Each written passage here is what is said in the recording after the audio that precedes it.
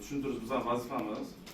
Bugungi kunda biznesga birinchi qadam kredit yo'nalishimiz bo'yicha 15 milliongacha beriladi. 28%dan oramizda kimdir istak bildirgan, oladiganlar bor. Bundan tashqari mahalla loyihasi bo'yicha kreditimiz bor. Aksariyat fuqarolar yerda turganlar shu 60 million so'mning olish istagi bor ko'pchilikda. Olish istagi bor, kimdir chorvachilik, kimdir sartaroshlik, kimdir ustaxona. Har qanaqa o'sha yo'nalish bo'yicha kreditlarimiz bor. Bilasizlar, shartini 25% xotin qizlarga, 24%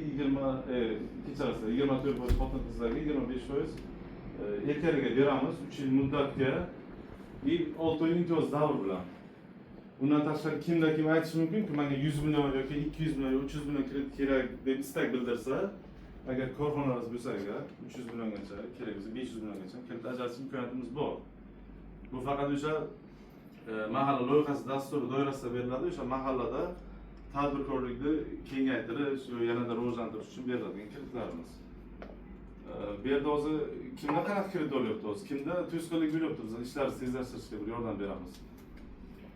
Menimcha hech kimda muammo yo'q bo'lsa kerak. Bitta turib savol bering-da.